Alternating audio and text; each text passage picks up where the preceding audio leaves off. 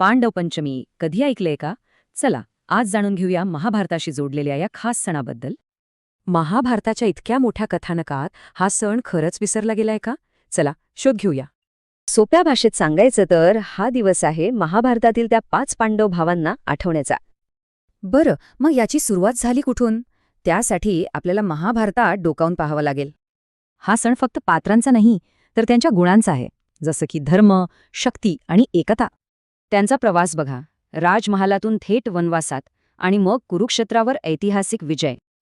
ठीक आहे, मग आजच्या काळात हा सण कसा साजरा होतो? काय आहे त्याच्या परंपरा? या दिवशी खास पूजा होते, महाभारतातल्या गोष्टी ऐकवल्या जातात आणि हो, खास पदार्थही बनवले जातात. या सगळ्या परंपरांमागे एकच उद्देश आहे, या कथेतली शिकवण पुढच्या पिढीपर्यंत पोचवणं. पण खरं सांगायचं तर आजच्या जगात या जुन्या सणाचं महत्त्व काय आहे?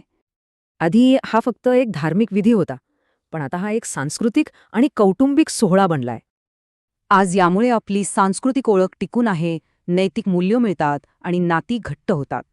म्हणजेच पांडव पंचमी हा सण आपल्याला आपल्या इतिहासाशी आणि मूळ कथांशी जोडून ठेवतो. एक प्रश्न उरतोच, आजच्या आव्हानांना तोंड देण्यासाठी या जुन्या कथा खरंच मार्ग दाखवू शकतात का?